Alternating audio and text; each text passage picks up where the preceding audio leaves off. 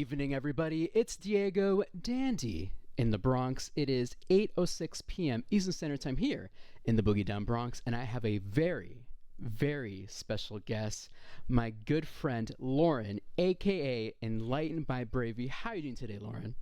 I'm doing fantastic. Thank you so much for having me. I'm so excited. No, I'm so excited that you're here. Your positive vibes, your positive energy. And by the way, I love that you're on your set right now. Like, how lucky am I to even be in the presence of where all the magic happens, you know? You're And I can see Baby Yoda in the background. How jelly am I right now of this whole setup? You know, you're before too sweet, too sweet. How are you doing today? I'm doing amazing, honestly. I streamed earlier today. I'm just still trying to figure out whether I should be streaming morning and night because it takes up a lot of energy to do this. But this is not about me. This is not about me. This is about you, Loren, BTW. So, if you're just joining us, this is Diego Dandy in the Bronx. I'm a menswear lifestyle blogger based here in the Boogie Down Bronx. My whole thing's about menswear, fashion, and lifestyle, and I stream mostly Pokemon stuff. Thus, all the Pokemon ads, all the old school commercials you saw earlier today.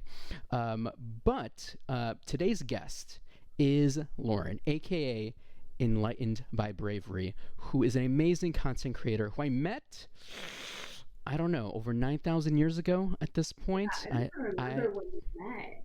Yeah, It was, it was a while ago, but I do like the first thing that I noticed was like, wow, that man is very well dressed. you're killing me. It was You're killing me. awesome. You were so down to earth and just so awesome.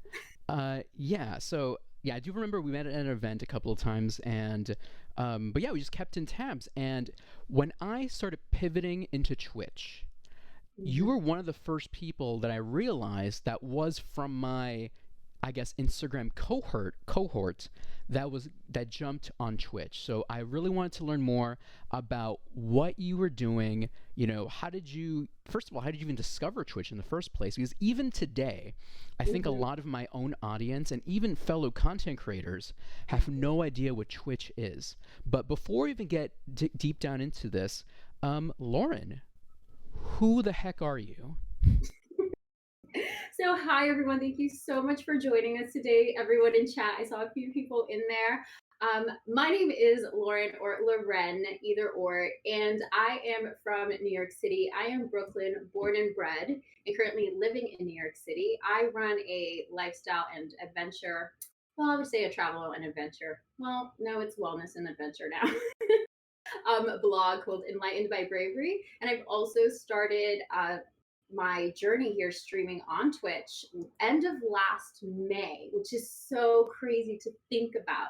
And on Twitch, I basically focus in the food and drink scene on whole food plant based nutrition, or really just plant based nutrition in general. And I come on Sundays and Wednesdays to do savory Sundays, sweet Wednesdays, and just share with the community. And like the community there is like amazing. I love my community. And we basically just have a really good time. It's a lot of fun, a lot of just positive, upbeat energy while creating some really good foods, answering questions, listening to stories.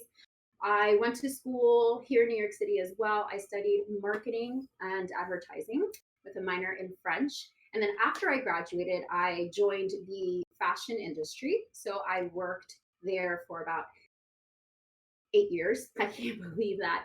And then after 8 years, I told my husband, I was like, I think I need a break. So my husband and I actually moved to New Zealand for a year and we lived out of a van. And it taught Whoa. me so much What? about eating local, eating fresh produce in season, not having a refrigerator or an oven or a stove.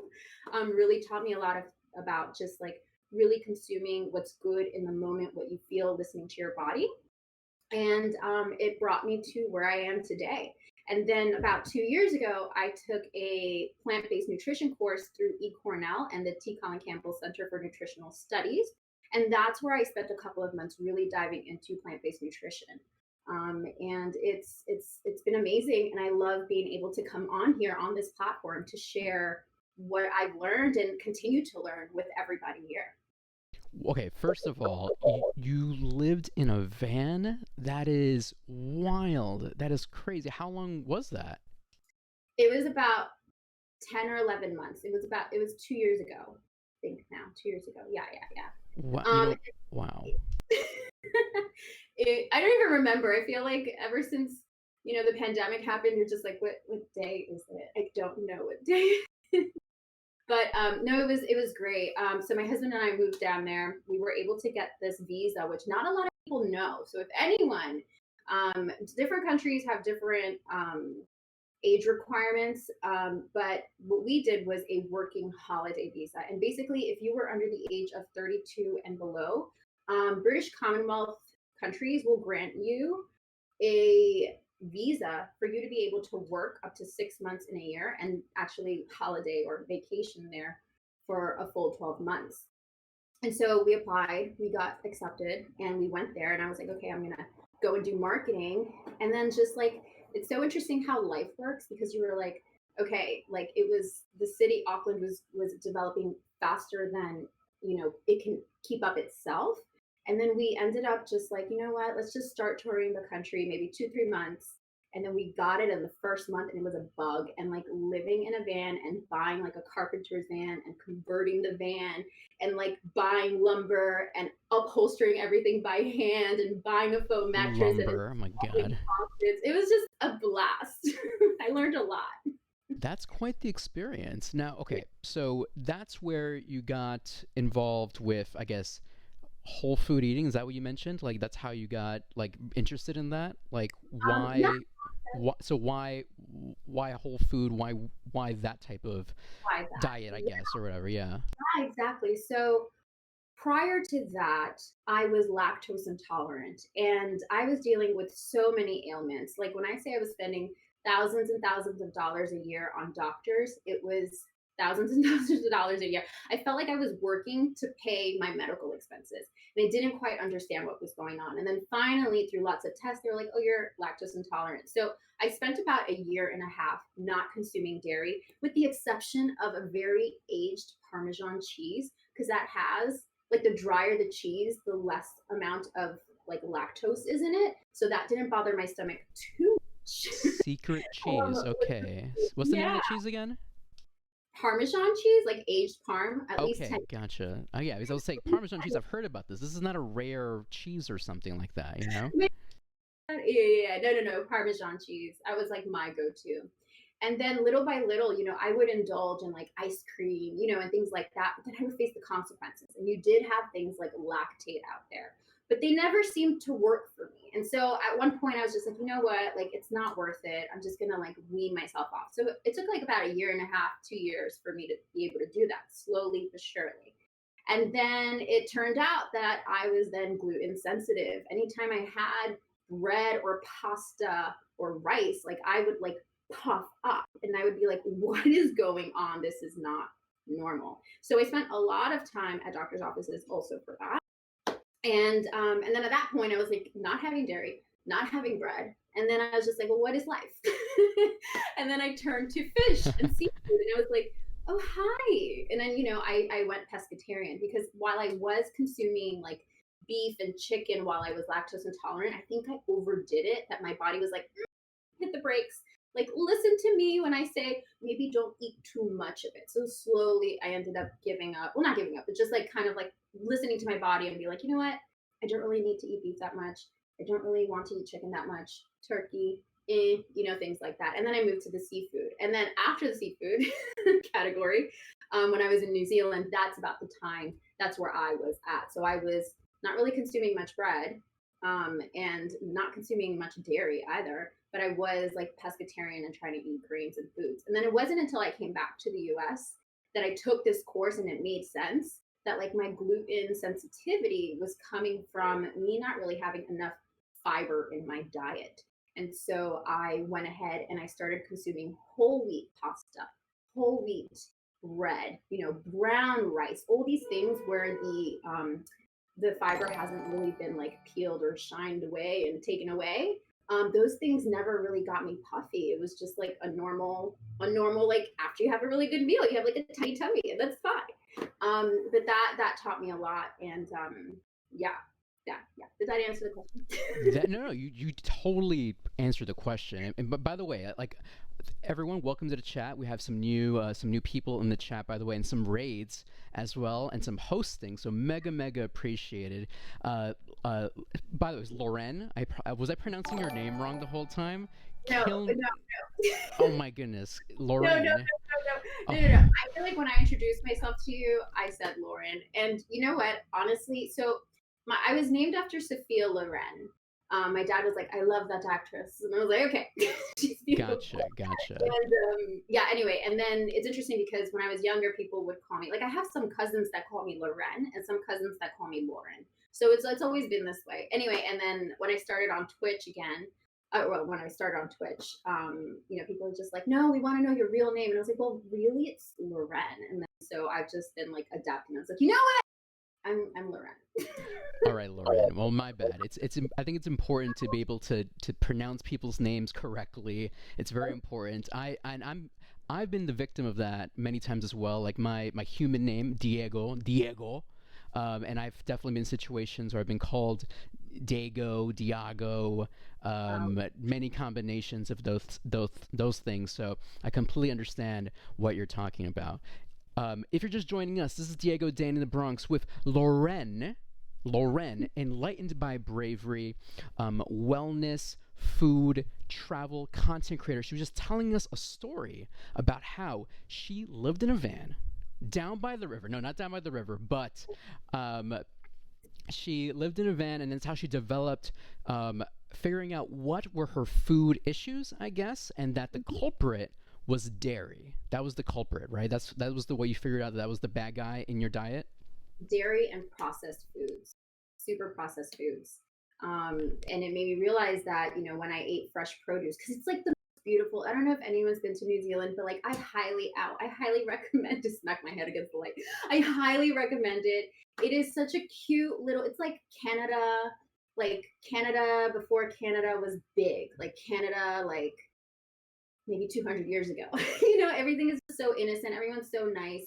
And so you're driving around the countryside. So the North Island and the South Island is what composes New Zealand. The reason why I wanted to go to New Zealand specifically, because that visa could have had me gone to Australia, Ireland, England, anywhere. But I specifically chose New Zealand because not a lot of people I knew ever like spoke of New Zealand. They just thought of like Flight of the Conchords and Lord of the Rings, Yes, Flight of the Conchords, very good stuff. Yeah.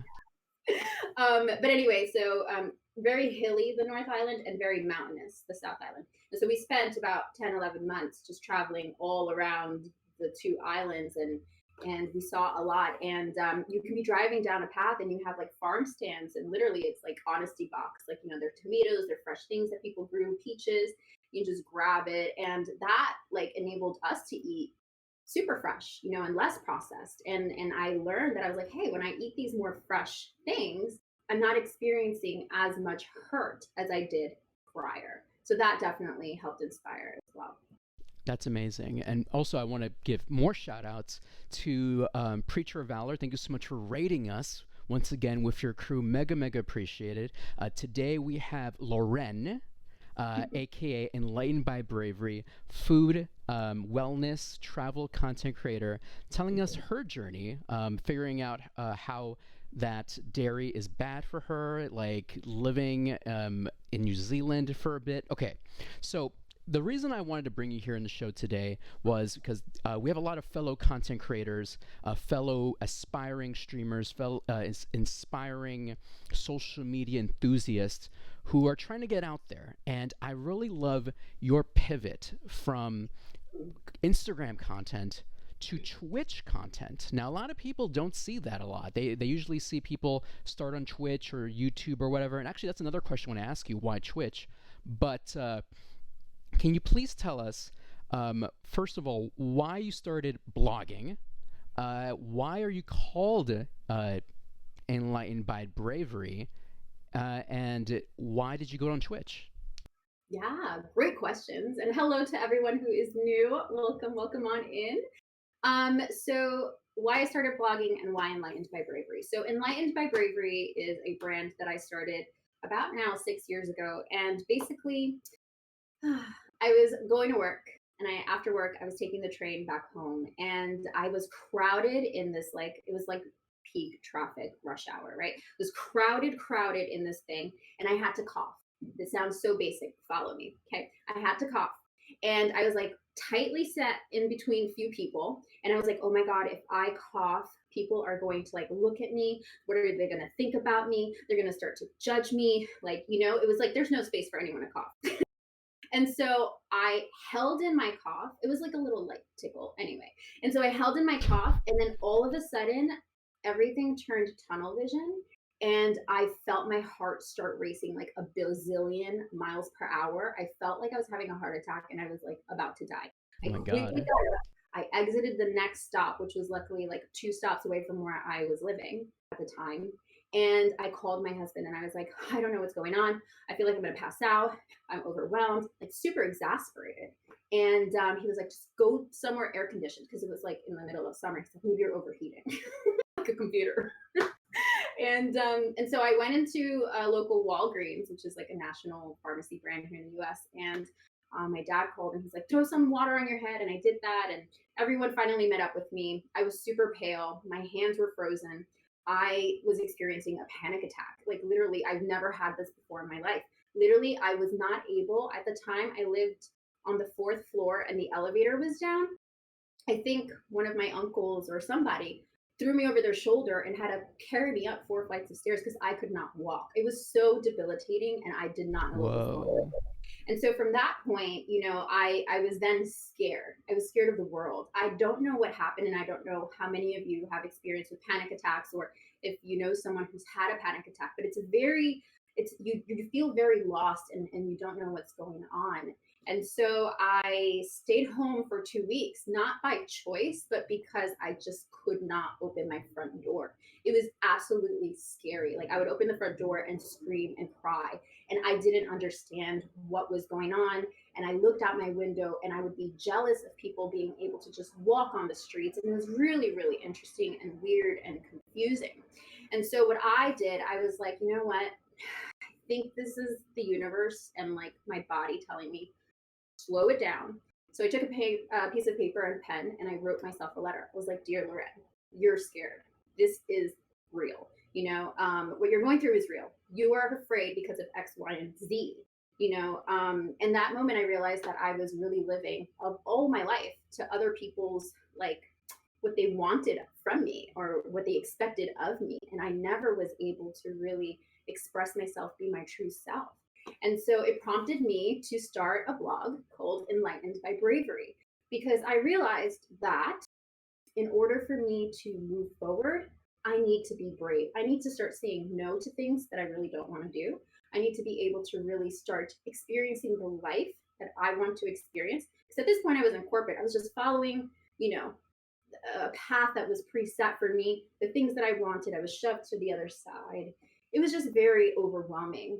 And so I started blogging about my experience because I didn't find it online very much. And I connected with a lot of people, and it became a really positive place. I signed up with New York Roadrunners. I started running. I started qualifying for the New York Marathon. Because of knee issues, I didn't really get to go further. But and then I started blogging, and I was already in the fashion industry.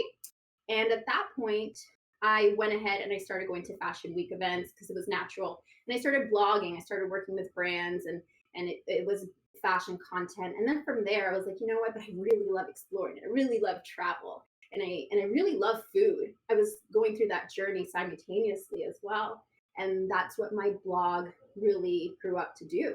And so pre-COVID, I was actually partnering with hotels, tourism boards to really work with them and do hotel reviews. Building itineraries is something that I really love to do, and that's where I was pre-COVID. And then when COVID hit, my friend and this was marketing with Instagram, right? So I had my blog, learning how to monetize that with Share a Sale and these other affiliate programs. And then when COVID hit, I was still on Instagram, but I felt like a lot of my creativity just was like drained. Like I was like, okay, I'm home. What do I do? I don't know what to do at home. Like I can't be outside. Like I can't be inspired. I can't do hotel things. I can't really write itineraries, but other than just around my block, things things like that. And so I had a friend in London who was like, hey, I have a friend who runs a marketing agency out here, and they are looking for people who want to be part of the series on Twitch. And at that point, I was like, what is this Twitch thing? And she was like, basically, I see that you do food, you do healthy things. Like, and at that point, I was whole food plant based. And she's like, would you mind sharing, with the world on their channel to raise money for COVID relief programs? And I was like, absolutely. I was scared. I was like, but I don't even know what this Twitch thing is. And so I remember the first time I got on it. And then after, I think I did it for either one or two like broadcasts with them. And then they contacted me. They're like, oh, our work started up again. We're closing this down. And then at that point, I was like, wait, I like this place. I want to know about this place. And then you learn, like, and Diego, we were kind of like briefly mentioning before, just like the back end that is from broadcasting. And then I just continued it. And yeah, so that was long. No, it's not long at all. No, I look, I appreciate being able to go to deep dive, because that's what we want to hear. That's what I want to hear, like the little nitty gritty stuff that got you involved in this. So that's amazing. You had like an opportunity to be on a Twitch channel for another brand. Is that what happened? Exactly. Yes, exactly. And at the time, it was called Stimulus TV, and basically they did a fantastic job. The only thing that I had to do though was just Skype in, like literally that's like my computer, Skype in, and I was on. But they had like people play music, and people do cooking segments, and people do like meditation segments. It was really, really nice, and all for a really good cause. But then I was like, oh my God, like I'm in front of a camera and I'm connecting with some people. Like I want to do more of that. And it was something different than any other platform that I've been on before, because of the interactiveness of how like quick it is to like really, like, I say something, you can say something, someone in chat can say something, just type it in, read it. And it was just this beautiful like conversation, so fluid, that was happening in real time, something that I loved Instagram really for its Instagram stories, but you don't really get that. It's more just like you post it there and then it's like gone. But No, I here, agree. the broadcasts and things like that. No, I agree 100% on that. And I think that's what grabbed my attention with Twitch as well, where there's an immediate back and forth. By the way, people who are watching, if you have any questions for any of us or for Loren, Enlightened by Bravery, feel free to just drop them in the chat, or if you want to highlight them with channel points so we don't miss them. Because we were happy to continue this discussion and just take it in any possible way. But okay, so you wanted to go on Twitch because you felt there was a more interconnectivity, basically, and I totally feel that, because when I was on Instagram, I would do Instagram Live. I just felt they weren't. I don't know. It felt soulless, if that's the word. Heartless, perhaps. I'm trying to think of a good word to describe. It just didn't feel like there was enough connection there. But I Right. feel like here, it's a lot more. It's a lot more close knit, tighter type of community you can build here. Absolutely. Oh my God. Like I could cry at just like how beautiful your community is on Twitch. But again, like it's just, listen, different platforms have different communities. And I was thinking about this earlier, and just previous to earlier, obviously, but I was like, our attention spans have gone from like, like 3 seconds to 2 seconds to half a second, and we're consuming content so fast. TikTok does really well. Instagram, it's like you're scrolling, you see a photo, you might read like the caption, if it's really interesting, but then you just lose it and you forget about it and you're off to the next person. Same thing with Insta stories. Like they're really short. They don't allow you to really record like, hour-long content. So things like Instagram Live are like, if I were to go on Instagram Live and I was just dedicated on showing you like in 15-20 minutes how to do something, like making like a recipe or something, like there's not really much room for me to go back and forth and answer questions and really deep dive and have a conversation and just connect with people, because I'm just there for like a purpose, right? Whereas Twitch and all those things are short form, whereas Twitch is very long form. And that was something that I didn't understand, because coming from the marketing background and all the like, campaigns that I worked on, everything was super quick. Everything was just always, always, always super quick. And this more long form, like, no, you're here to like hang out. You're here to like just chill and like just enjoy and be in the present. And I find such a meditative space and like status when I am live on Twitch with my community, because I'm really focusing on what they're telling me. I'm really thinking about it and really being present. And it's a really cool, beautiful thing, honestly. No, no, I like poetic, very poetic, Lauren. I appreciate that.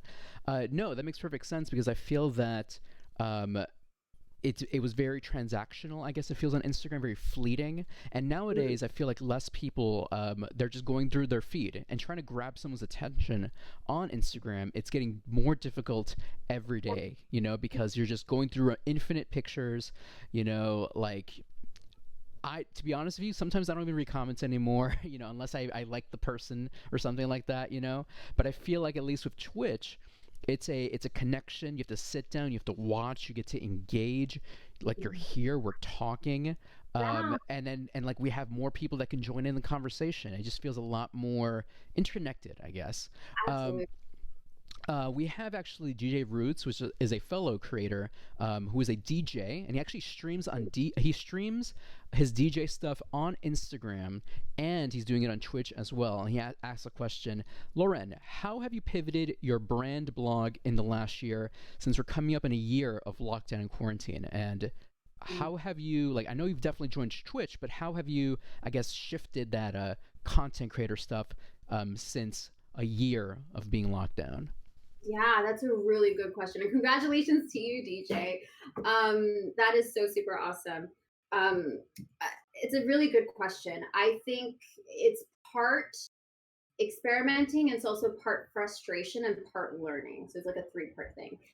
But for me, I tried with the blog to do other things. Like I tried to do things that were more at home. So I did do like this little mini series where I would like I got a Sony camera for Christmas, the Christmas before, and I was like, you know what? Let me learn how to do self portraits and things like that. So I didn't put too much about it on my blog, but I did put some of it and just like experiences with COVID, what was going on.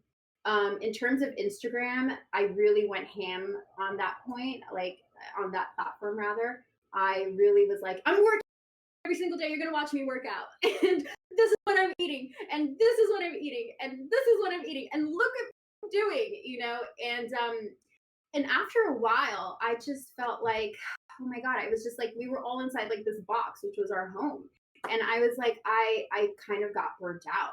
Honestly, I did get burnt out because I was like, I was really trying to keep this thing alive. It's like when you go camping, and you have a fire pit, and somehow someone thinks that there's just a drop of water left in the bottle, and it's like half a cup or 3 cups of water, and then and you're there like like trying to keep the flame alive. Like, no, like let's just like understand that right now this thing needs time to dry up and like rekindle a little bit because something just happened. And so I actually took a little bit of a break from Instagram because at the same time I was going more into Twitch. And so by not really being that active on Instagram, I was using a lot of my energy to really understand this new platform that was Twitch, because I didn't know anything about it, like literally nothing about it. The person who really taught me about it was my brother, who currently is not streaming, it's taking a hiatus, but was streaming in the past. And he was like, well, this is what you do. These are the broadcasting, softwares that are available. This is what it's about. This is like how it is. And I appreciated that. But, and then it was like learning how to navigate the Twitch world and then like meeting people. And I was really the past year putting all of my energy more into this new platform and the people in it to really learn about what it is. And now for my blog, like for example, this weekend, I am going to go and do a day trip, and I'm going to take photographs, and I'm going to go back into doing what I used to love to do, which was build itineraries and things like that that are COVID safe. So kind of like adjusting for what we can do now. And also I have like recipes in there that I'm like with photographs that I'm like finishing up, like publishing some of those, and just making sure that it's time with certain things. And I think it's okay to like take a pause. You don't need to be everywhere on every platform constantly, because you're going to drain yourself out. Like just really like look at it, be like, okay, am I feeling it? Am I forcing it? And it's okay to kind of like reduce it down, but really focus your efforts somewhere else where you feel like there's more of a learning opportunity. And I'm happy that I'm at a point right now where I'm like, oh yeah, okay, this is what I'm doing on Twitch. This is what I could do on Instagram. And this is now what I can do on my blog. It makes sense, type of thing, if that helps. No, no, Loren, no, that makes perfect sense. Being able to differentiate your content, being able to be like, let me concentrate more on Twitch, let me hone my craft on a different platform and like build that up. I think a lot of us, to the fellow creators out there, we're like, all right, I have one post, I need to post it on everything. I got to post it on Facebook, Twitter, Instagram, Tumblr, I don't know, Pinterest. I'm just saying any social media network right now, and it becomes tiring, and and if you keep doing it, it becomes unfulfilling. It's definitely important to figure out what's the story you want to tell, and finding the best platform to tell that story. And it seems for you, it's definitely Twitch so far. You've been able to grow that. You have an amazing community, and I'm glad that your community is here in the chat, by the way. So mega appreciated to all the. Actually, what do you call your? Do you have a name for your community members, by the way? I don't think we've come up with a name. Chat, have we come up with a name? Ooh, I was gonna say, it's funny. My community figured out a name for themselves a couple of weeks ago. The Dandelions. So Oh, I love that's our community name so far. that. But It's so positive. yeah, I'm surprised you guys don't have a name so far. I I appreciate don't know. I that. think like when we raid, we're just like brave raid, and we have Brave like Raid. I like Brave Raid though. That's we that's cool. yeah, brave raid, and we have like kiwis. Those are our channel points and like our little mascot like that. Yeah, we'll talk about that too as well.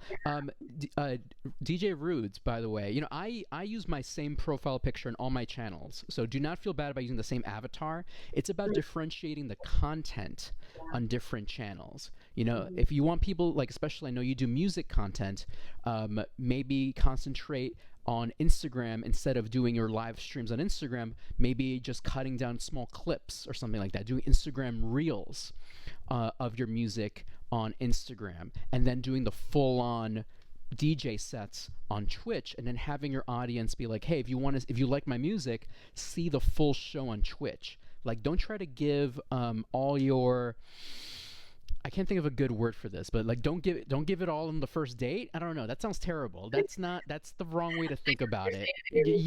Yeah, don't give it all up in one shot, my friends. Don't give it up all in one shot. You know what I mean? Yeah. And I But think it's good. Sorry to interrupt. no, I no, think no, it's no, continue. focus in on just what are that like two or three platforms that you really focus in. Everyone's like on Twitter, and there are people on TikTok and now Clubhouse and all these things, and you can't be something everywhere without really understanding the platform. And just I would say focus on those things, and having your avatar actually be the same, or the profile picture be the same everywhere, is actually really good, because that's a great way for people to identify you. I recently just made sure that all of my social media handles have the same face on it because I'm like, it's easy, my face, it's not one thing here, one thing there. Is this the same person? Even though, like, let's say I'm Enlightened by Bravery here, my blog is Enlightened by Bravery on Instagram, I'm Enlightened by Bravery. Unfortunately, Enlightened by Bravery is too long for Twitter, so I'm EB Bravery, but you have my face there, and it's the same thing on all the other channels. So that's great for, like brand recognition as well. No, that's very, very true. Like, even if you're not able to get the name, at least having the same photo. I have the same photo on all my channels as well, because it just makes it easier for branding. I might change it like once a year, depending if I get a really good picture.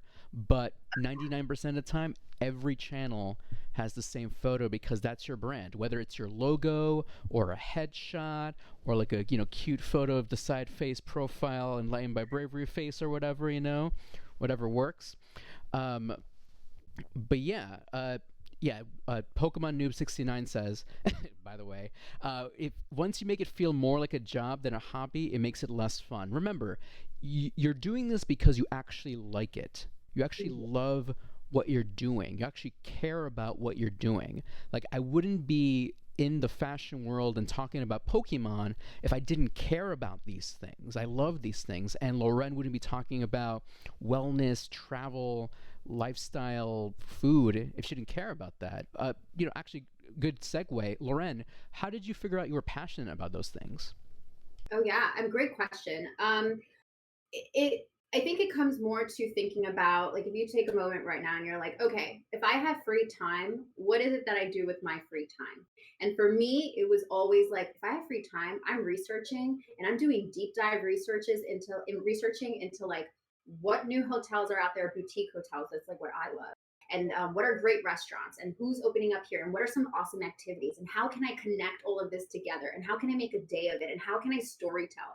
Like, that was just something I was doing default even before I was like posting it everywhere. I just found so much joy in like landing somewhere or going somewhere, even if it's like near here, we're in New York, but anywhere you're at, and just like going on an adventure. And that's what I learned when I paused and I was like, what do I love? I love going on an adventure. And then on my every day to day, what are some of the things that I really enjoy? And I really enjoy like learning. Like, I'm like a sponge. I love to learn. I'm always researching things and learning new things. And I love to cook, and I love to eat healthy. I love to feel good. So that was to me like, okay, in my free time, what do I do? I'm always looking up recipes. I'm always learning about things. If I'm in the grocery store and I see something new that I've never seen before, and I'm like, we're going to grab that and we're going to learn how to make it, because that brings joy. And I think all of that together was kind of like, okay, like, that makes sense. Because I was in the fashion industry before, right? And I did do fashion blogging. And I love me for some fashion. Don't get me wrong. I love fashion. It's great. But am I the type of person who's honestly like looking at the runways and being like, look at that detail. How can we translate it to this, to that? I think it's nice. I've done that, but I don't think that I'm super passionate about it. So I was like, okay, I'm going to like walk away from this space. I love supporting small brands and brands that do things, because I do love nice things, right? Like, I love like looking presentable and things like that. But at the same time, it's like, I don't think my passion lays there. I think, like Diego is perfect. Diego can tell you everything. Like, he really loves fashion, and when someone speaks about something, you can tell as well. So I would also ask, like, just survey your friends and family and be like, hey, like, if you could say that I'm really good at something or I'm really passionate about something, what would that thing be? And just be curious to what their like responses would be to that. That's a really good exercise to figure out what your like Yeah. gimmick, niche, something you're passionate about, like what, and I also, another thing I think you brought up earlier, something that brings you joy. And Mm-hmm. it could be anything. Pro wrestling, fashion, Tupperware, hats, Pokemon, anything, honestly. It's just something that you actually care about and that you love talking about it. Gary loves, what is it, baseball cards?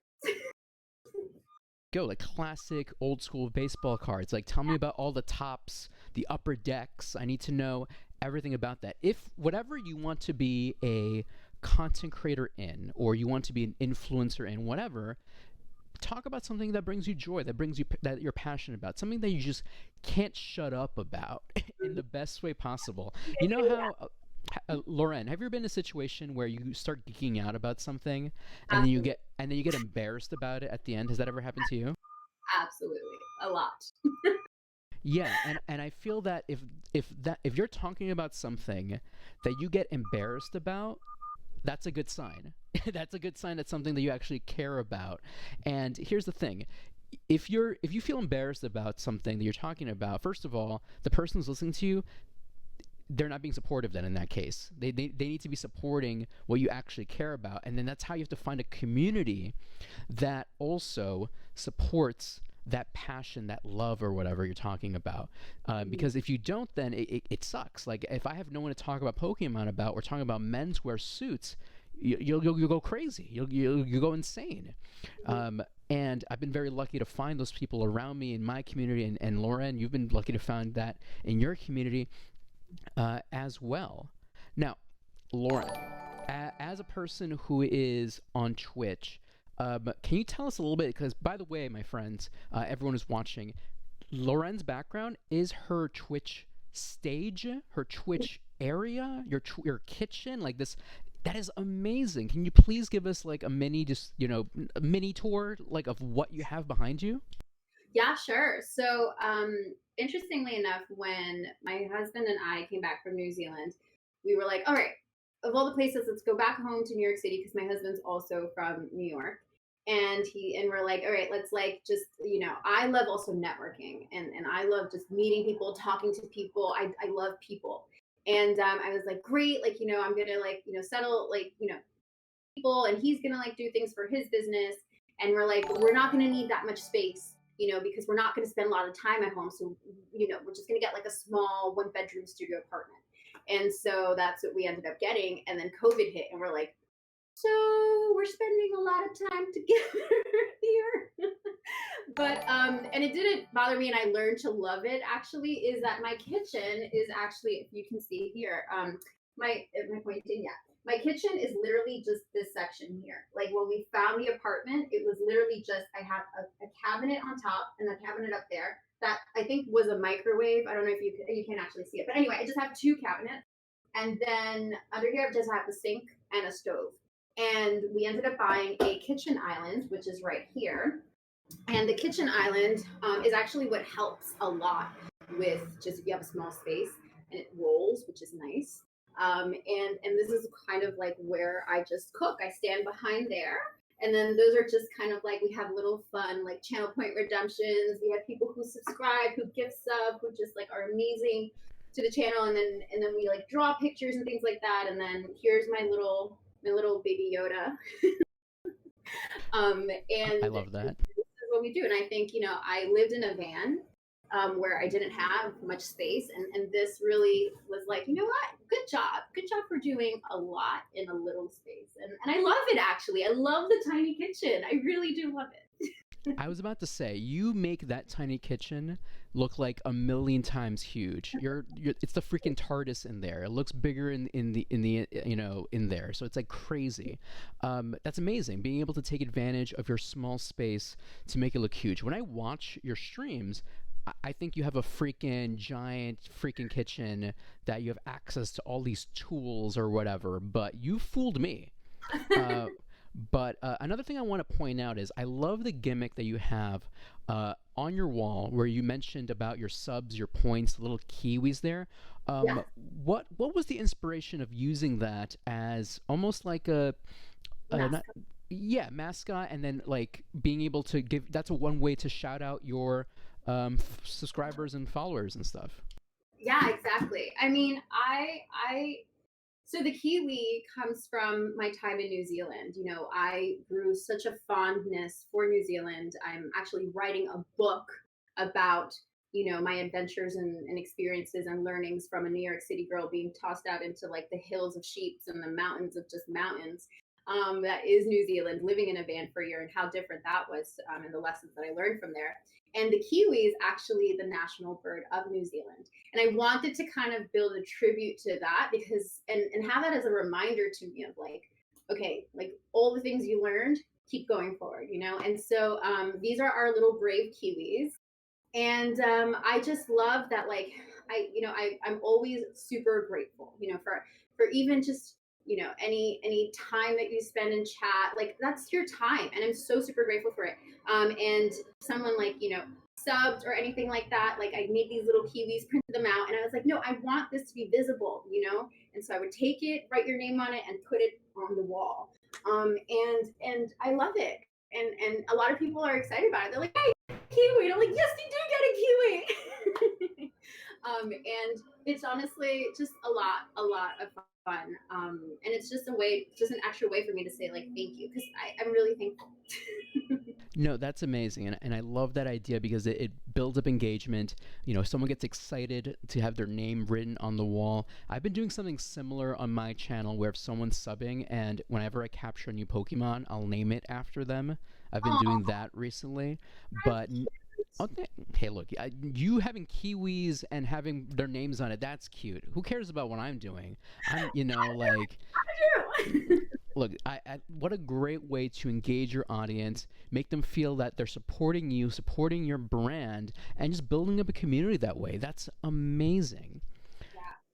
I always say that I'm nothing without the community. The community is literally, even the placement of this counter, it started a very different angle. If you look back at like really old videos, started at a different angle where it looked really tiny, and then little by little the counter was like moving and shifting and pivoting, and even just a little shift in your like camera angle, or even just like this rolly countertop, like the community is like, oh my god, this looks like 10 times better, like keep this, and it's like, oh, okay, cool, and it's wonderful because it's something that you're building with the community, and it's not just a me thing. I always say that I'm just a host. I'm just you're coming to my home, and I'm just gonna teach you like some plant-based things, and we're just gonna have a good time. But like this is about you too, like this is about you because I just want to hear from you. I want to like interact with you, like, and that's what I love about it so much. No, that's an amazing point because you're right. We would not be here without our amazing communities who've brought us up, basically. We would not be, I would not even be talking to you right now if I didn't have my community to follow, be here, and, engage with us. I remember when I first started my Twitch and I started building up my community, just helping me figure out audio issues, like why do I sound terrible, why is that camera bad, all those little things. So hearing that your audience helped you out moving the table around and say, oh, that's a better table angle or whatever, that's amazing, because without them, Yeah. to be honest, we're nothing. Like, we're nothing without them. Like, we with them, they built us up. Absolutely. And I think it's about listening to everyone, and they give me a lot of courage as well, like I come on broadcast, it's not for me really, it's just like it's more like I want to just be with people and I want to connect, and I think it's wonderful. And like you said, like my chats also helped me, grow, and like, okay, like what do you need help with, like, connect this, have you tried that, maybe your wire's wrong, or your microphone's unplugged, or something like that, or oh, have you considered this, or we should do this, we should do that. And that's what it's about. Like it's that, just a host, and just to kind of like really create this awesome, awesome, awesome, awesome, awesome, awesome, awesome community that like I want to like hug each one of them and like until their heads pop off.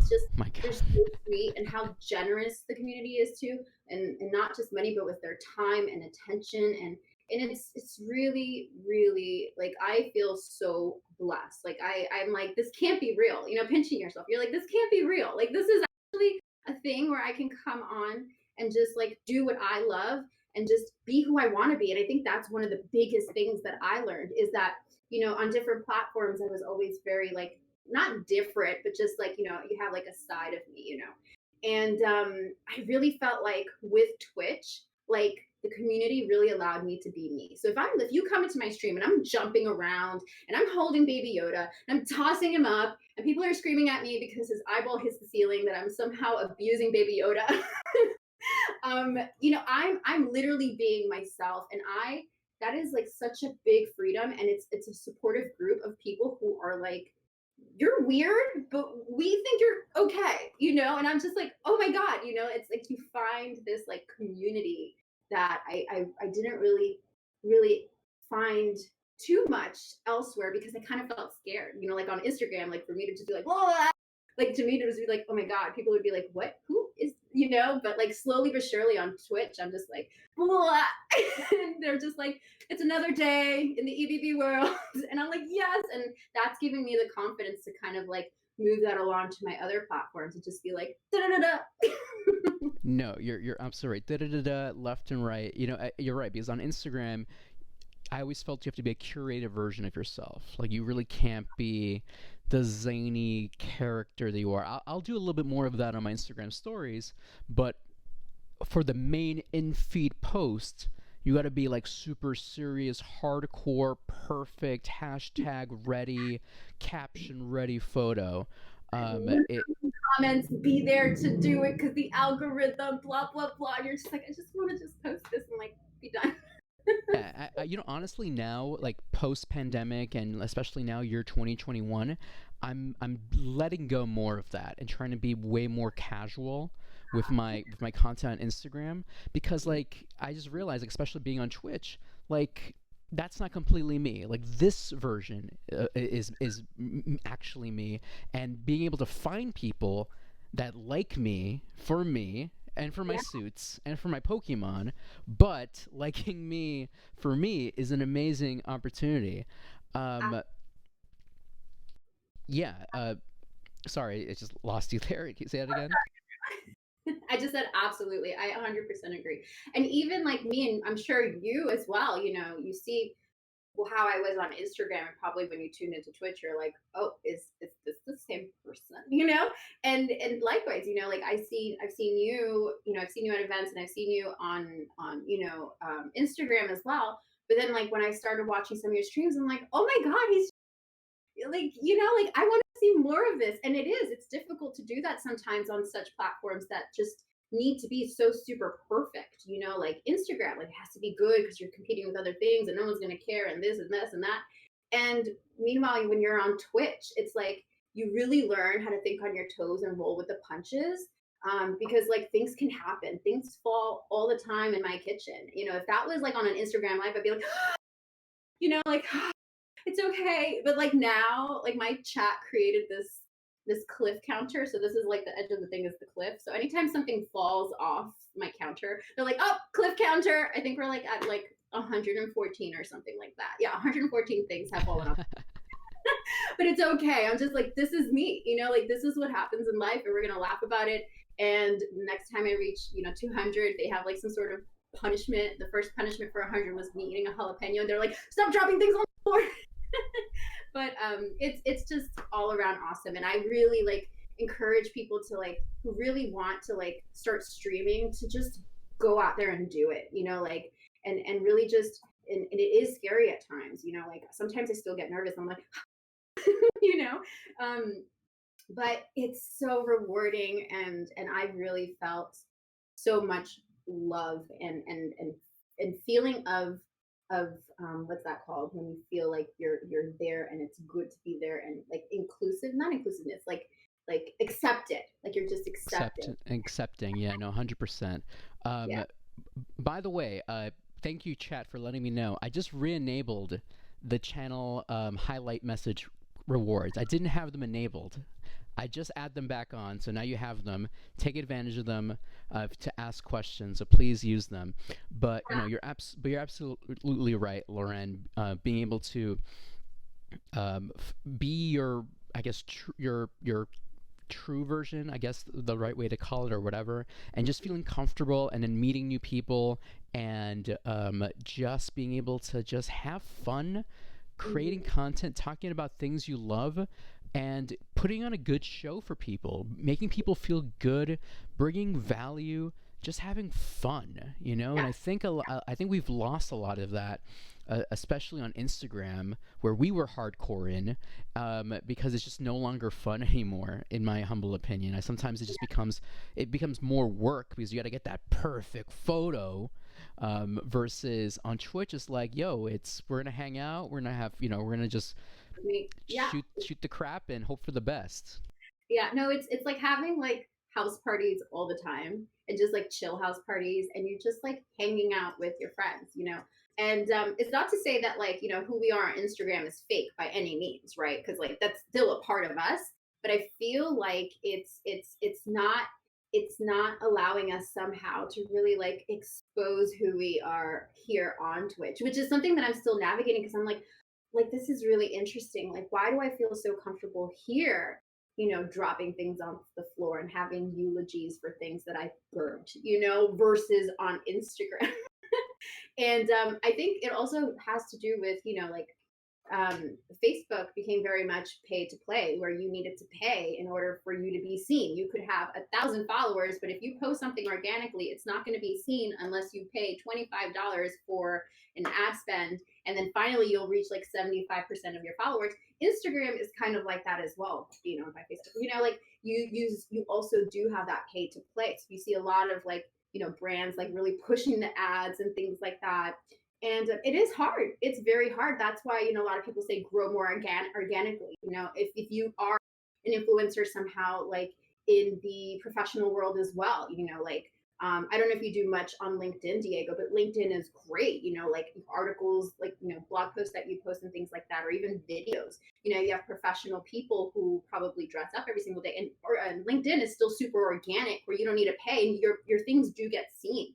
TikTok, people blow up because your things do get seen. Twitch is a little more difficult sometimes because there's just a lot of people and their algorithm is not exactly 100%. But somehow you still find a community, and I think that that's just super like beautiful. Very good point.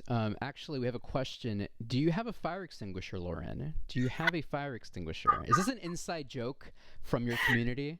Yes, yes. And I haven't really been looking at chat, but is your J-Man in here, or Snozberries, or Silverstaff? I think Because Snozberry asked that question. um yes, yes, yes. No, I don't have. So the yeah. So this is like what I'm talking about. Like, you just know me. Like, oh, that there she is. No fire extinguisher. It is an inside joke. So we did have this was off stream, interestingly enough, but my husband and I were making nachos. I love to do this. And by the way, anyone here in chat, if you have any questions about plant-based things, I'm open to always answering questions. In my chat too, feel free to like ask Diego like menswear questions. But we were making nachos one day, and my husband left the parchment paper, because I usually do like a broil. So I usually do like blue nacho chips with like black beans, some and then like, if you want, you can add cheese, but I don't really add like cheese, and it's vegan cheese.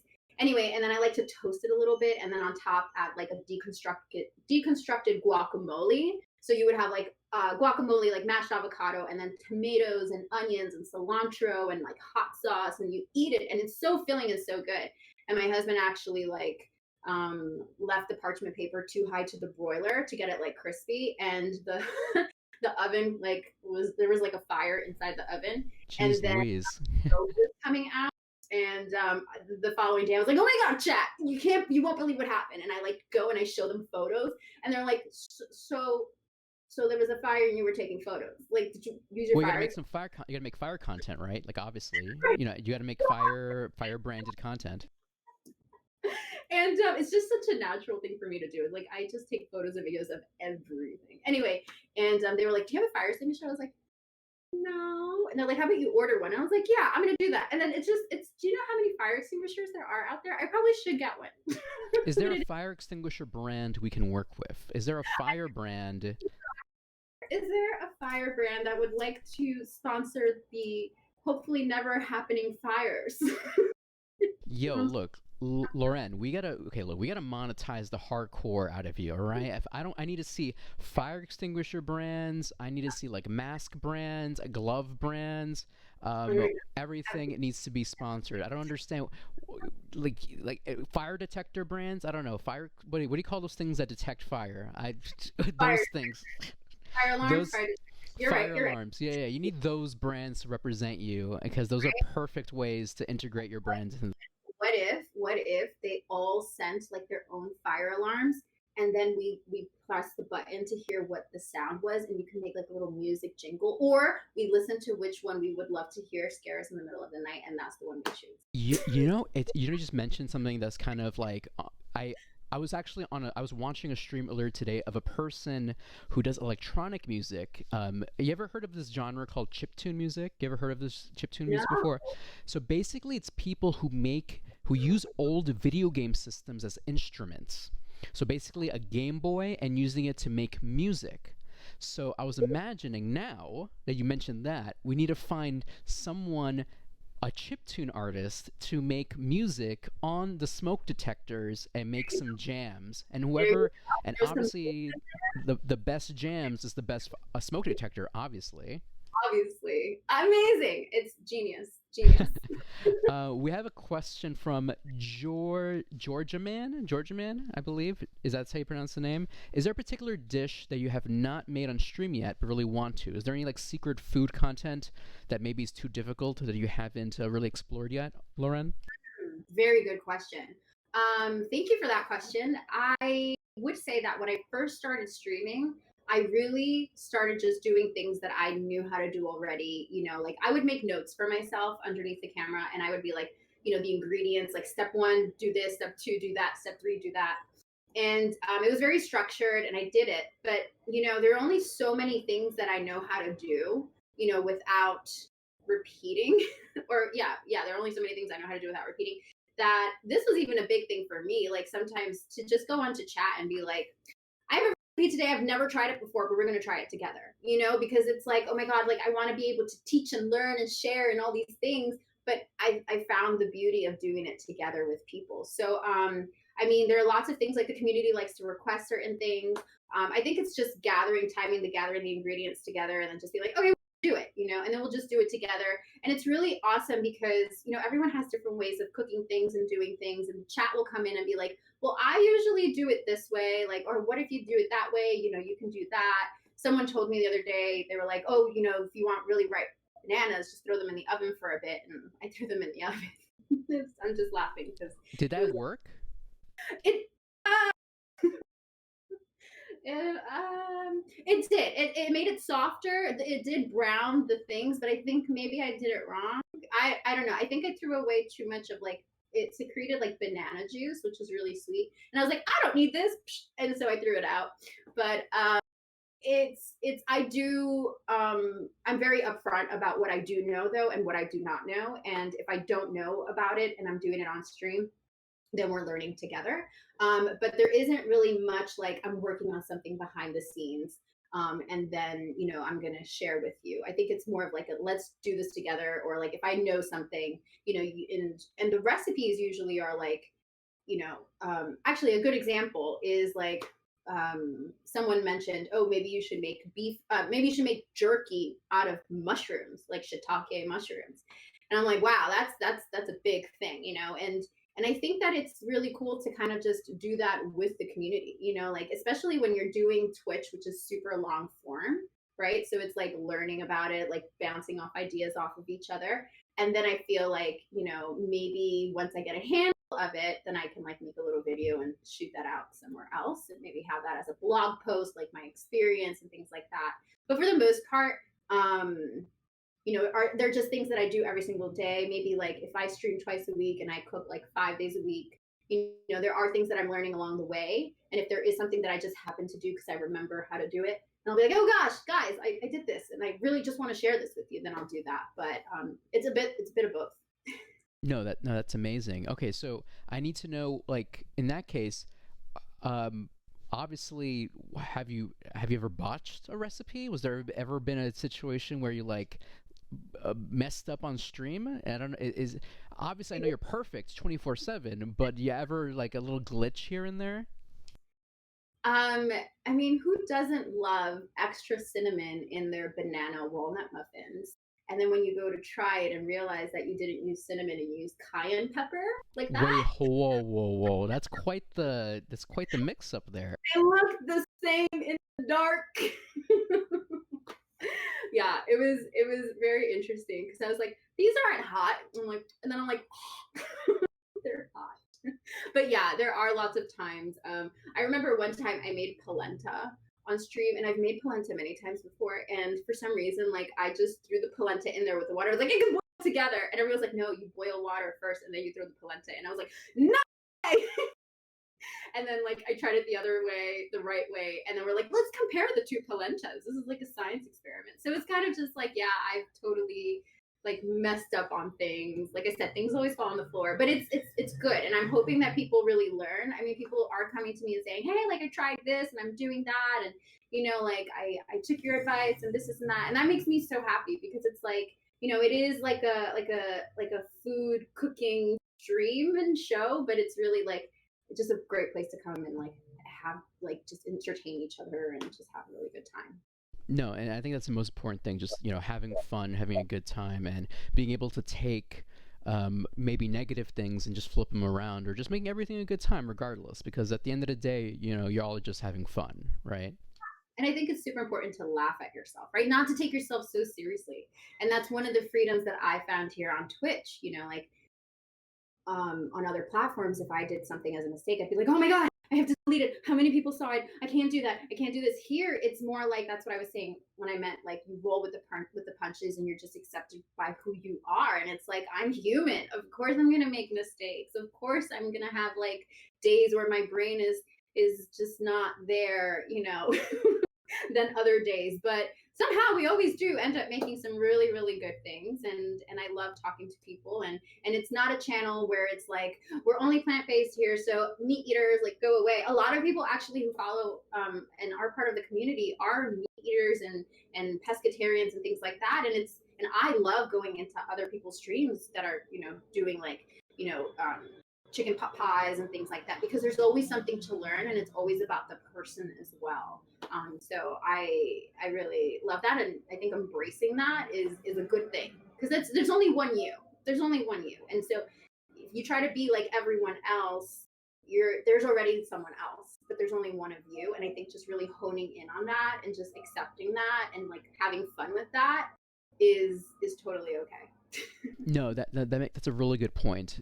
So for any other fellow creators out there, you know, differentiate yourself. Find that like something that makes you unique. What's that little thing that separates you from the crowd? Because like, Loren, you're right. There is a lot of people doing food content. There's a lot of people doing fashion content. There's a lot of people doing whatever content. So like, what's that extra thing you can do that like is rememberable, is different, is unique only to that only maybe you can do, because there are tons of creators out there, and especially for a brand or even a viewer, a consumer trying to find something different and unique, it's going to be very difficult. So finding that special thing. So like, for example, clearly Baby Yoda's in the background, you got kiwis in the background, you have all these little things, all these extra things that make you special, unique, that you cannot find anywhere else. So if you're trying to make it out there,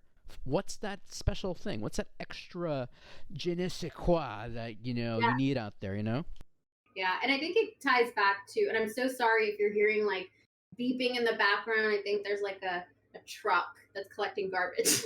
So sorry, this is the wonderful sounds of New York.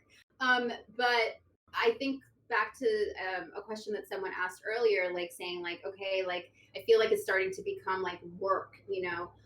There is definitely work in it, like when you're going on stream and you're broadcasting live, there's a lot of work. There's a lot of setup.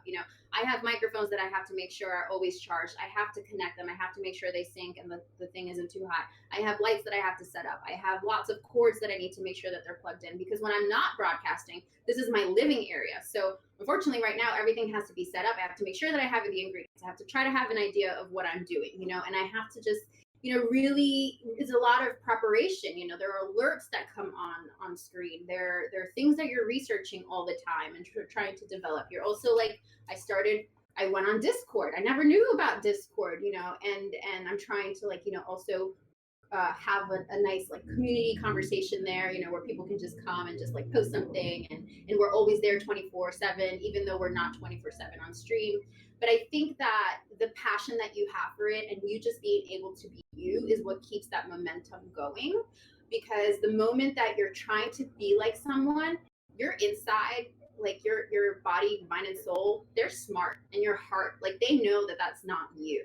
So that's when you start to really get tired. You're like, oh, just this is not working. I'm doing what it is. So like you said, like take that time to really understand what is your unique factor. Like I don't think I'm able to really label what the unique factor is, but I feel it, and it's a different feeling that I've had in the past. And so that's how I just kind of like keep going. No, that's very, very important, and I appreciate that a lot. So we have some questions here, but before we go into that, I wanted to ask you, because I want to keep this roll going. You're working a lot. I'm working a lot. We're always on. We're always creating. How do you prevent burnout? How do you make sure you're still mentally okay? As someone who's had a panic attack before, how do you make sure you don't succumb to something like that again? How do you still keep well, to still create and keep going?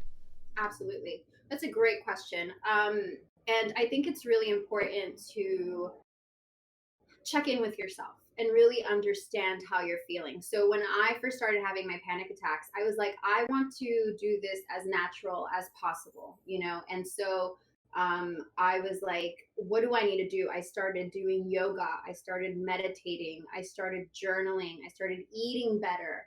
And all of those things with practice, mindfulness, like that taught me different lessons that I carry with me today. So it gave me the ability to really listen to my body. So, like, if I feel like I'm in the past, if I was pushing past my like top, like I can't go anymore, I'm just pushing, and I didn't give myself a break and I jumped into something else, like I would just crash and it would just be crazy. But now I listen to my body and I'm like, you know what? Like today, I just feel like taking it just a little easier. Like today, I'm gonna like wake up earlier and I'm gonna meditate for 10 more minutes. Or if there are days that I don't even feel like meditating in the morning, be like, maybe I can do 5 minutes at night. But it's just really taking that time to listen to yourself, because if you don't have your health, you don't have anything else. And what I like to do as well is I love to read and I love to like watch other things, because I also need to be inspired, and I also need like my Oprahs in the world and my good quotes, my young Pueblo, like Instagram account, because those things like really bring me back to like, okay, like am I doing what I love to do? And I'm taking the time to really like care for myself. And I love hiking. So like this past weekend, my husband was like, let's go. Let's just go into the woods and let's just walk around. And we've been so cooped up in New York City. And I was just like, you know what? Yeah, that's I think that's what we need. And so we went out there and it was like having cotton candy. It was so delicious for your soul, because it was like, yeah, I needed this break. I needed this thing, especially now during the pandemic. It's so difficult, right? Because you're just like in your apartment, in your home, you can't really go out and do much as you used to. So creativity almost seems like a little stunned, and you're trying to keep up, because it's like I have to keep up, like you're trying to grab things, but at the same time it's like, you know what, like everyone's kind of going through this. It's okay if I take a pause, because if I don't take a pause, then I'm going to burn out and I'm not going to be useful for anyone. And I think it's that respecting yourself, and taking the time for yourself as well. That is huge. Respecting yourself, listening to yourself. I'm definitely guilty of trying to push forward even though my body says no, and I've messed up a couple of times that way, being just pushing myself because I'm guilty of comparing myself to many people. I'll go on social media and I'll be like, what is this person doing? What is this person doing? Why am I not doing that? And that's the wrong way to think about it. Uh, but another thing I mentioned as well, listening to yourself, but then also adjusting things. Maybe I don't meditate. Maybe I should, but like what I usually do is I do exercise in the morning. So maybe I'll have to work out more in the morning to feel a bit better. Work out at night, something to bring balance to my life. Listening to what's inside. And it's tough because you're always like, I need to be on. I got to be working. I got to do X, Y, and Z. But being able to take a break and tell yourself it's okay to take a break. Honestly, and I bring this to chat or anyone else actually, if you need someone to tell you it's okay to take a break, let me know. I will tell you it's okay to take a break. I feel like no one out there is telling me it's okay to take a break. And even though some people tell me, like, Diego, take a break, I'll be like, I'm not going to take a break. I'm not going to take a break. I'm not going to do it. But I know I should. I need to listen to myself because I won't be able to create. I won't be able to work. I won't be able to keep being me without it. Another great point that Loren made was trying to keep creative, watching other people's content, watching things, reading things, absorbing things that keep you inspired. Loren, what do you watch that makes you inspired? What inspires you? What keeps you going? Um, I know this might sound weird, but curiosity. Curiosity is something that's always kept me going. And it can be anything from like, I love like this one streamer who's helped me a lot. I mean, not one on one because he's huge, but his name is Harris Heller. He does like stream beats, and I watch his I YouTube watch his videos. stuff. Yeah, I watch his stuff too. Yeah, and he's just great. And I'm just like, like I really understand what he's saying, and I'm trying to absorb what he's saying. And I take that time to be like, okay, this is my like my school time. you know, and that's what I do. And I watch this person who's very open about how their business is doing, and very open about like how much they're making, and very open about like their struggle. And I'm there taking notes, and I was like, wow, you know, that's like really inspiring. And my thing is to always like continue to inspire based on the people who've inspired me, therefore, or so that the people who I may inspire can in turn inspire other people. We just have like this inspiring, like never ending inspiration going on. Infinite loop of inspiration. Of inspiration, exactly. And so curiosity in terms of that business wise, and I'm like, it's school time. Also, you know, for me, things that I love to do, I was starting to learn Arabic last year, and then I like kind of put that to the side because I was like, oh my god, like there's just a lot of things going on. But I really want to pick it back up. So right now I'm like really trying to like keep up with my Italian and like trying to really like Duolingo that. And that's exciting. If I want to paint, I go to like the craft store and I get like the canvas and I start painting. If I want to like sing, I like no one really knows, but I like, you know, close all my windows, close all the curtains so no one can hear me because my neighbors already think I'm and I like play music, I dance around and I sing. I sing my heart out. I sing to like Broadway musicals. I like do this, you know. I love watching comedy things because I think it's so light. I love improv. I used to take improv classes. And I love all of that. And I think just being super curious about the things that you personally are really curious about. So like if you're like, okay, like, you know, Gary Vee says baseball cards, you know, I really love baseball. Like my grandfather used to collect baseball, like maybe like look into that, you know, something like that. Or if it's like, oh, hey, look, my grandmother, like I remember growing up with her and I would help her make like food, you know, she has some recipes, like maybe I should tap into that. Like be curious about things. That's your curiosity is what's always going to give you like content, but like self-fulfilling things for you that then in turn into things that you can share, and it might prompt someone to share something about them and what they do to you. And again, like this endless loop of like inspiration. No, and I appreciate that because I think that's one thing that I've learned so far is I'm sure you get messages on your social media or DMs or whatever of like, hey, thanks to your content, I was inspired to do X, Y, and Z, or I bought something because you mentioned it, or I did something because you said it. And I love getting those messages because it makes me feel like I've actually influenced someone. I've actually affected someone, and that helps me keep going. In terms of like things that keep me going, I see schnozberries. By the way, great name, schnozberries. Every time I see those words together like that, I'm like, schnozberries. I like where this is going. Berries, snozberries. Yeah.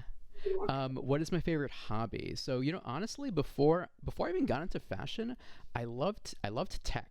I was very close to being like a tech blogger. I loved learning about phones. I loved like reading like the specs of like a printer. Like I loved, you know, learning about like, oh, what's the new version of Android? What's the new stuff that's in it? Like I want to read like the beta update for the new version of iOS. I want to see like what is it. What I listen to zone out is I listen to tech podcasts.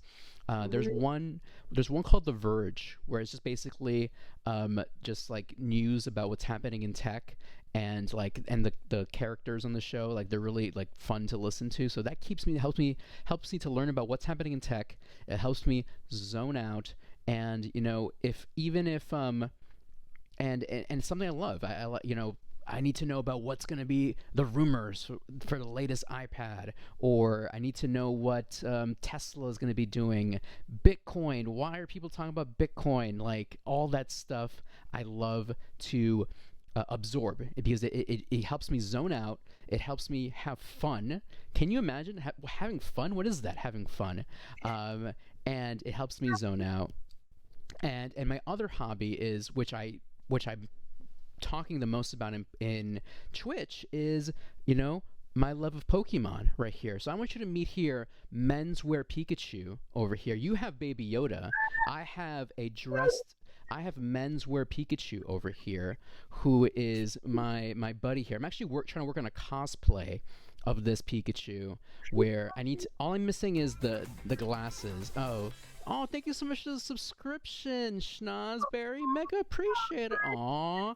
Sweet, Pik- smile. Like, Menswear Pikachu supports it. Menswear Pikachu is very happy. He will check the. And I feel like he looks more of a businessman. He has a little suitcase here. Menswear Pikachu. But I love Pokemon, and that's the passion I want to be able to talk about. I've been playing Pokemon since the '90s, and that Pokemon brings me joy. And I love just talking about the characters, the strategies, the lore, the history, collecting the cards, and all that stuff. Actually, my brother he actually just started his own card store just recently. Actually, in the bottom of the stream, it says Full Deck Collectibles. oh, Because so that's actually his store. Because the pandemic changed a lot of our lives. He actually had to pivot himself, and he started his own trading card game business, and now he's selling Pokemon cards online. So I'm very excited that he's like doing that with his buddy in Connecticut, and like just being able to talk now. It's like the dream. You're getting paid to talk about Pokemon.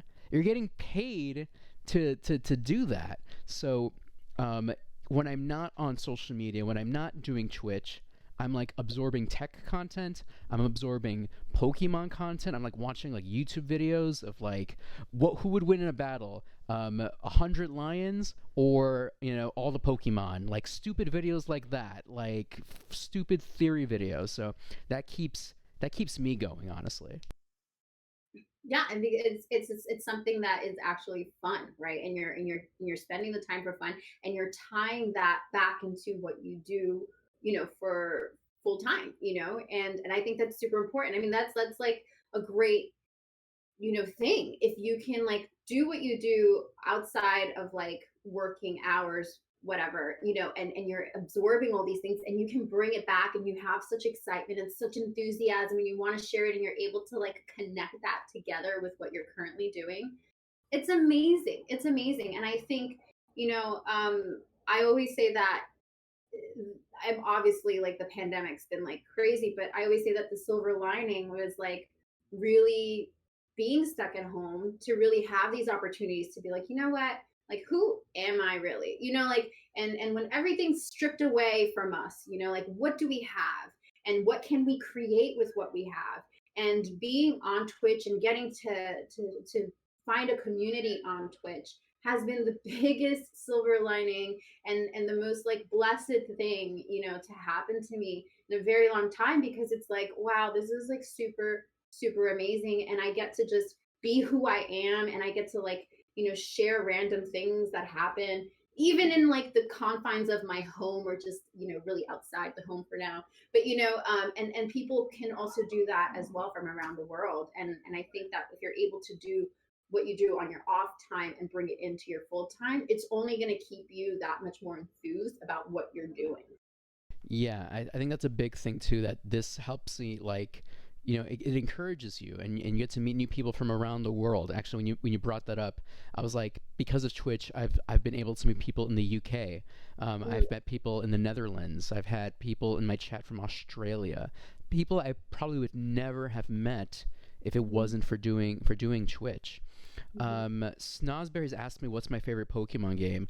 So actually, my favorite Pokemon game, I'm gonna actually show you right now. I have it on my table. Pokemon Diamond and Pearl is my favorite version. So actually, fun fact about me, this is actually signed by the creators of the game and the people who did the music of the game. I love bringing it up, but I also feel corny when I bring it up. I played in the Pokemon World Champions in 2008, and I qualified, and I was able, I didn't win obviously, but I qualified in the New York regional championships. I was able to go to the 2008 Worlds, which at the time it was in Tampa Bay, Florida. And it was this version of Pokemon that got me to the championships. So it's a special place in my heart right there. Yeah, 3D. Yeah, Nintendo 3DS, Pokemon Diamond and Pearl, that version. Yeah, I see that. so back then in 2008, I wasn't Dandy in the Bronx yet. So I wore t-shirts, I wore jeans.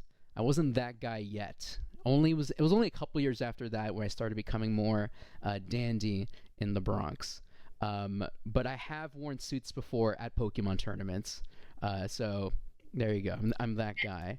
Yeah, and Uh, I want to just sorry to interrupt. I want to quickly just share with like people from my community who I see are in here.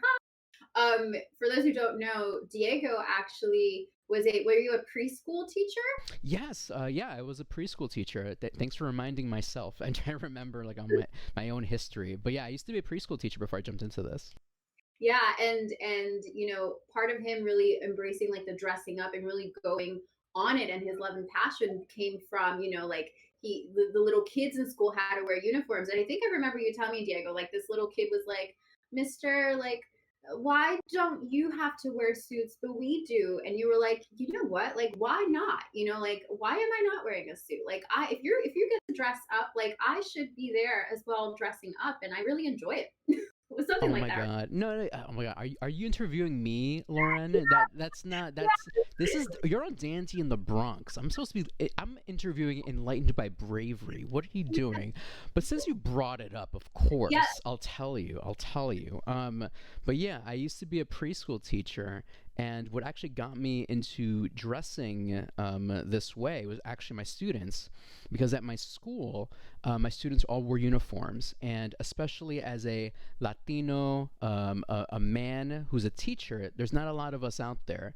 And I wanted to give a good representation, a good role model to my students, because, like, for better or for worse, the only people they see in suits were like the white teachers or like whatever. So I wanted to be, if they're going to be wearing uniforms, I need to be doing that as well, and be a good role model for them. And that's how I learned how to dress myself. I went on social media. I looked at bloggers and stuff. I went on Instagram. I was like, oh, how do I wear a suit? How do I tie a tie? I didn't know how to tie a tie for the longest time. And it wasn't until I started, when I was teaching full time, I was like learning how to tie a tie, how to put colors together. And that's when I started actually posting my outfits on social media.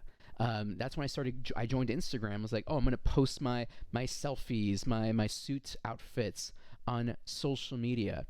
And with that, that's actually how I even got like discovered by brands. People started following me because of my suits, and then one day a brand slid in my DMs and they were like, "Hey Diego, we like your Instagram. Can we send you a free tie?" And at the time I was like, "Yeah, I would love a free tie. Of course I would love a free tie," not knowing they wanted to send that tie not because they liked me, but because there was like a marketing opportunity there. So that's how I slowly learned about influencer marketing, and here we are now, us influencers just hanging out, making content.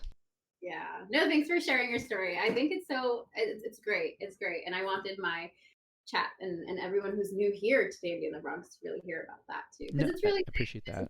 inspiring. No, no, look, this is my show. You're the inspiring one. I'm not here to talk about me. I'm talking about you. I want people to learn about you, Loren. Now, Loren, you're doing Twitch content. What's next, or what kind of extra things do we have in the pipeline? Some secret information you can bring to us? Um, Lots of developing ideas. So we're currently at a community goal of raising money so that we can get a computer, or at least all the parts to the computer. Because I was inspired actually by Harris Heller, who did a stream with his wife. I'm not a stream; it was like a YouTube video, and he was like, she can build her own computer, and I was like, I want to build my own computer. Like I learn more about the tools and the equipment that I'm using. I want to be able to like defend myself, and really like learn, and like I said, I really love to learn and out of curiosity. And so we have a goal.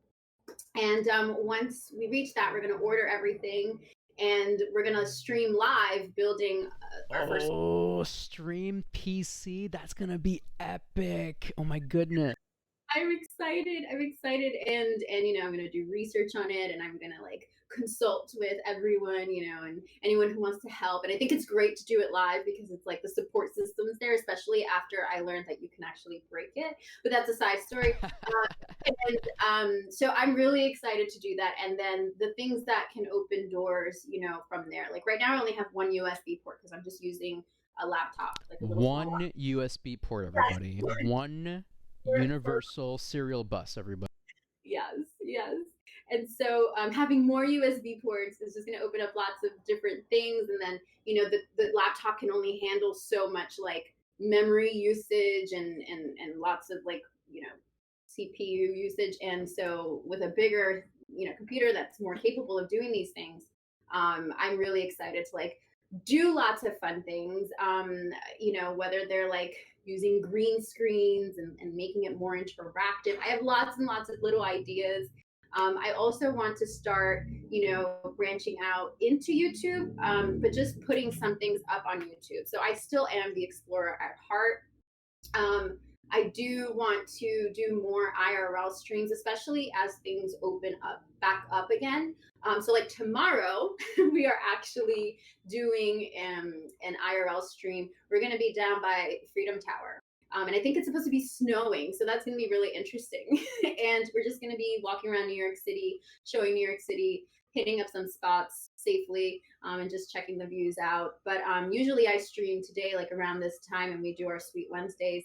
But I think my long goal and one of my biggest dreams is to build communities and that kind of like help support each other, like the people within the community. And I would love to like build like retreats and things like that, and really be more mindful, and still have fun, bring like fun and mindfulness and just great like exploring curiosity, creativity into one hodgepodge thing. And I'm excited about that. No, that's amazing. Like workshops or like retreats and stuff like that. Like obviously if it wasn't for the pandemic, I would definitely like be like events and parties. Like I would definitely be like, "Oh, we hit 1,000 followers. We're going to have a party in real life and I got an alcohol sponsor and a food sponsor or whatever to like show up for that." Yeah. Here's the funny thing.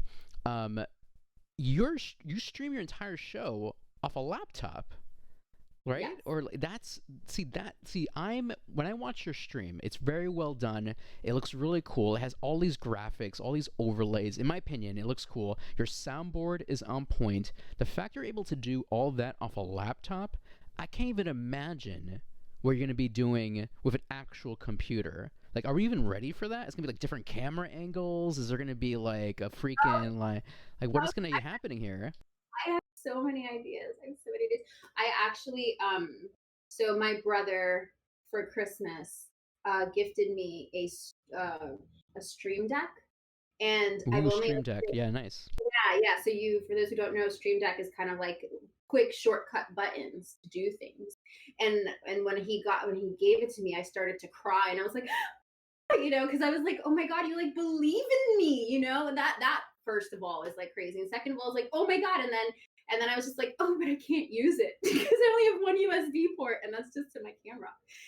But anyway, and so I have that sitting here, and when it gets its own USB port, I have so many buttons that I can play with, and I don't know if it's a good thing or a dangerous thing, but I'm really excited to be pushing buttons. No, that's actually amazing because I have something very similar. You have the Elgato Stream Deck, I believe that's the brand who does it. Yeah. I have something very similar. I use an app called Touch Portal. So I have an old iPad that I use, and then you can make like buttons here. So I have my little soundboard here, very similar. Yeah. I don't really I use it randomly. I'm not even sure if I have it connected to this scene because I have to like hook it up to every possible scene. Actually, let me see if I can play one of these. Okay, the sound worked. I don't know if you heard that at all. This is one of my whenever I get subs, I play this. Here comes the money. Here we go. Money talk. Let's see. Here comes the money. There you go. So I have a bunch of different buttons that play like little sound effects or musics or whatever, but that's perfect. So you'll have a Stream Deck. Also I was very surprised. I definitely thought you had like maybe an earpiece or something like for audio because you sound great. Like where's your mic? How do you sound? So I use, and I'm happy to share because it's actually at arm's length. So for microphone, I went to B&H. So for Fancy. Okay. All right. B&H. Okay. All right. but for me, it's like I honestly go to B&H because they really know their equipment. And for those who are not familiar with bnh.com, you can actually just go, and when they're live, you can chat about any type of questions you have, whether they're audio or visual or anything. And their expertise is really like, I feel like I can trust them anyway. And they have this huge store in New York City. But what I use is the Asden. Here, how do we, like, beauty bloggers do this? Yeah, there you go. Nice focus, by the way. I love how fast it focuses, by the way. Yeah. And yeah, so it's the Asden Pro XR. And basically it's a receiver that goes into the headphone jack of my Surface computer. Okay. And then luckily that's like, I'm using all the ports, the USB port, Yeah. the AC adapter port, and the headphones jack. And then here I have my microphone. So you charge them, and this is like on my person all the time, and just Okay. kind of do it underneath. So this is like where I do my output audio. Now, when I listen to things, it actually works because this picks up closer. So I can have the laptop actually play the noises, and you won't really hear it, which is No feedback. I'm very surprised that works for you. Yeah, exactly. So, and it's terrible sometimes because sometimes I'm like, I wish I cannot hear because my stream really loves, like, my chat really loves to scare me and make me dance. The dancing I'm all good with. The random jump scares, those concern me. Hey, look, you enabled the buttons, so like anyone has to be blamed. I didn't think it would be used so often. So okay, so where is the mic? Like literally, where is the mic? Can you show me where it's on? So you have one on you, or is it one on the floor? Right now. Yeah, literally right now. Yeah, literally right now. Right now, yeah. It's just I'm not using a microphone. I'm literally just using the laptop is like right here. Wow, that's not bad at all. Yeah, lucky, very lucky. Wow, I'm impressed. Like, you see how little, you don't really need that much to do a high quality stream, obviously. Loren is doing a freaking, all this off her Surface. I'm so jealous. That is amazing. So when you're streaming, okay, so right now you're on the laptop mic, but then when you're streaming on your show, you're wearing the mic. Got it, the lapel mic. Got it. Damn. I'm gonna have to. You see, when you start doing your workshop, that should be one of the workshops you do, where like how to be like your tools, and then you could include all the affiliate links for it and all that stuff. Make some money that way. You know what I mean? Yeah. Well, I have an idea. We can talk about it. There you go. Hey, we'll talk about that soon. Loren, thank you so much for hanging out with me today. I super duper appreciate it. And by the way, thank your community, the Enlightened by Bravery community, the little Kiwis or whatever you guys want to call it yourselves, for hanging out with me as well. I super duper appreciate it. It means a lot to me, and we had a really fun conversation learning about you, Loren, your journey, and thank you also for asking me random questions. I super duper appreciate it as well. Loren, tell us every possible way we can find you, and when is your show usually? Absolutely. Well, first of all, thank you so much for having me. This has been so fun. I can't believe it's coming to an end, but thank you so much for having me, and hello to Diego's community. Thank you for inviting me to your community today. And thank you so much for my community for coming. I love the support. So I stream here on Twitch every Sunday at 3:30 Eastern Time, and Wednesdays at 6:30 Eastern Time. Sundays, we do plant-based savory Sundays. If you ever have any questions, feel free to pop in chat. We're doing things with cashews. We're doing things with dates. We're doing things with spelt flour. We're doing a lot of different things. If you have any questions about any of those things, feel free to come in, hang out. It's twitch.tv/Enlightened by Bravery. I'm also on Instagram. I really do enjoy being on Instagram, though, and I love the story side of it more. So if you see me posting stories, feel free to message me on there, Enlightened by Bravery. I'm on Twitch, EB Bravery, because Enlightened by Bravery was too long. And you can follow me on my blog, which will be coming with a good revamp soon and lots of new content on there, which is enlightenedbybravery.com. That's amazing. So enlightened by bravery on everything, but on Twitter, EB Bravery, right? Gotcha, gotcha, gotcha. And you'll be streaming this Sunday at 3? Sorry. 3:30. Yeah. Okay, So there you go. tomorrow IRL, if anyone wants to join like a nice little foot walk tour of South Manhattan, I will be there 2:30 p.m. Eastern time. And Sunday we'll be back with our regular scheduled programming, Savory Sunday at 3:30 Eastern time. Awesome. Amazing, amazing. Well, Loren, thank you once again for being here. I'm Diego, Dandy in the Bronx. Thank you so much for hanging out with me. We will definitely be checking you out later in the week. And if you're new here, if you're a Kiwi, if you're one of Loren's Kiwis, I'm Diego Dandy in the Bronx. I stream Pokemon-related content every Monday, Wednesday, Fridays at 11 a.m. Eastern Standard Time, and I do a lot of unboxing videos, fashion brands. Always like sending me stuff, so I'm always have a lot of mail to open up, and I'm always open to talk about fashion, Pokemon, and a combination of both. I like dressing up my avatar in Pokemon, so always dress it up. Anyway, any last words, Loren? I wish you all to stay very safe. Thank you so much for joining us here today, and keep having fun, keep being you, and please try to do one very brave, scary thing this week. Doesn't have to be big, it can be small, because chances are you might be enlightened by your own bravery. Oh, 10 out of 10. I loved it. Anyway, y'all have an amazing day, and y'all stay dandy.